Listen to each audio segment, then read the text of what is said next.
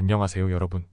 오늘의 흥미로운 영상 내용은 트럼프 대통령 당선자가 스콧 베센트를 재무부 장관으로 지명한 배경, 그리고 맷 게이츠 지명 철회가 보여주는 트럼프의 정치적 한계에 관한 것입니다. 우선 좋아요 버튼을 누르고 채널 구독 및 알림 설정 또 잊지 마세요. 여러분의 관심과 지지가 저희에게 큰 힘이 됩니다. 첫 영상은 월스트리트 저널에서 보도된 최신 경제 뉴스에 대해 알아보겠습니다. 도널드 트럼프 대통령 당선자가 스콧 베센트를 차기 재무부 장관으로 지명했다는 소식인데요. 이 결정이 어떤 의미를 가지는지, 그리고 앞으로 미국 경제 정책에 어떤 영향을 미칠지 함께 살펴보겠습니다. 스콧 베센트는 투자업계에서 잘 알려진 인물입니다. 그는 키스케어 캐퍼털 매너지먼트라는 투자회사를 설립했고, 과거 조지 소로스의 소로스 펀드 매니지먼트에서 최고 투자 책임자를 역임했죠. 트럼프와의 인연은 최근 대선 기간 동안 경제정책 자문 역할을 맡으면서 시작되었습니다. 트럼프는 베센트를 월가에서 가장 뛰어난 인물 중 하나라고 평가하며 그의 경제적 통찰력을 높이 샀습니다. 특히 베센트는 카말라 해리스가 승리할 경우 주식시장이 폭락할 것이라는 경고로 트럼프에게 깊은 인상을 남겼습니다. 베센트는 트럼프의 경제정책을 옹호하며 월가의 비판적인 시선에도 불구하고 적극적으로 트럼프를 지원했습니다. 트럼프 캠프는 베센트의 333 정책에 높은 관심을 보였는데요. 이 정책은 다음과 같은 목표를 제시합니다. GDP 대비 적자 비율을 3%로 줄이기, 경제 성장을 3%로 촉진하기, 하루 300만 배럴의 추가 원유 생산 또는 이에 상응하는 양 확보.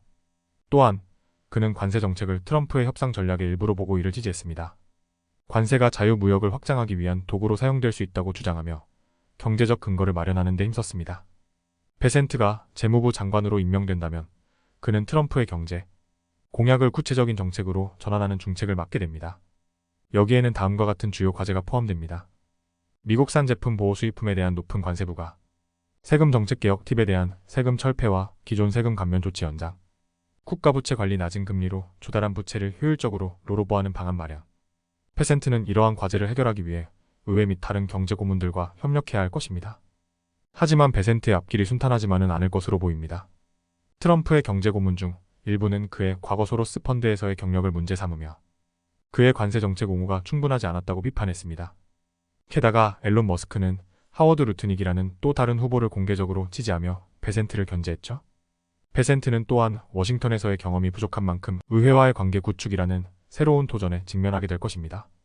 베센트는 트럼프 행정부가 맞닥뜨릴 경제적 배경을 고려할 때 상당한 책임을 지게 될 것으로 보입니다.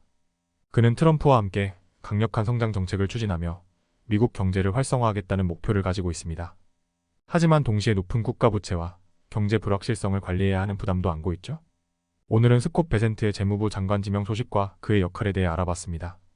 트럼프 행정부가 추진할 경제정책이 앞으로 어떤 변화를 가져올지, 또 베센트가 그 중심에서 어떤 성과를 보여줄지 주목해야 할 시점입니다. 다음 영상은 월스트리트 저널에서 보도된 중요한 정치 뉴스를 다뤄보겠습니다.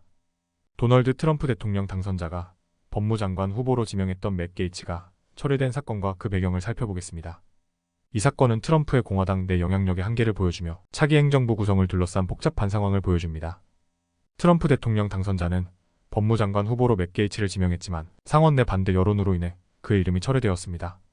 게이츠는 과거 성적 부정행위 혐의로 논란이 된 인물로, 이는 상원에서 그의 자질을 의심하게 만든 주요 이유 중 하나였습니다. 뿐만 아니라 피트 헤그세스가 국방장관으로 지명되었지만 그 역시 과거 성폭행 혐의로 논란을 빚으며 인준 과정에서 난항을 겪고 있습니다. 트럼프가 내각 구성을 위해 제안한 여러 후보들이 이러한 논란으로 인해 상원의 문턱을 넘지 못하고 있습니다. 트럼프의 후보자 지명 과정에서 공화당 내 반발이 나타났습니다. 상원은 대통령의 지명권에 대해 조언과 동의를 제공해야 하는 헌법적 역할을 가지고 있습니다. 이번 사건은 공화당 상원 의원들이 대통령 당선자의 뜻에 무조건 동의하지는 않음을 보여줍니다. 사우스다코타주의 마이크 라운즈 상원 의원은 게이츠 지명에 대해 대통령은 지명권이 있지만 상원은 조언과 동의의 책임을 갖고 있다고 말하며 이번 사건을 조언의 과정으로 해석했습니다. 트럼프 대통령 당선자는 차기 행정부의 내각을 구성하는 과정에서 비전통적인 인물들을 기용하려 하고 있습니다. 예를 들어 툴시 가바드 전 민주당 의원으로 국가정보국 DNI 국장 후보로 지명되었지만 그녀의 친러시아적 입장에 대한 우려가 제기되었습니다. 로버트 F. 케네디 주니어 보건복지부 장관으로 지명되었지만 백신에 대한 회의적인 입장으로 비판받고 있습니다. 트럼프의 이 같은 비전통적 접근은 그의 지지층에게는 신선한 변화로 여겨지지만 공화당 내 일부에서는 우려를 낳고 있습니다. 트럼프 지지자들 사이에서도 내각 구성과 관련된 의견이 갈리고 있습니다. 버지니아의 한 지지자는 정부의 실패를 바로잡기 위해 트럼프가 새로운 사고방식을 가진 사람들을 기용하는 것이 옳다고 주장했습니다. 반면 플로리다의 다른 지지자는 상원이 후보자의 자질을 철저히 검증해야 하며 대통령의 휴회 임명 권한 남용을 막아야 한다고 강조했습니다. 이처럼 지지자들 간에도 대통령의 지명 방식을 두고 의견이 존재합니다. 맥 게이츠 지명 철회 사건은 트럼프의 공화당 내 영향력이 무제한적이지 않음을 보여줍니다. 상원 내 반발은 트럼프가 대통령으로서 원하는 모든 것을 관철시키는 데 한계가 있음을 시사합니다. 또한 트럼프가 지명한 인물들에 대한 의회와 여론의 검증이 계속될 것으로 보입니다. 하지만 트럼프는 여전히 수많은 지지자들로부터 전폭적인 신뢰를 받고 있으며 정부의 전통적인 운영 방식을 바꾸겠다는 약속은 그의 핵심 지지층에게 매력적으로 작용하고 있습니다.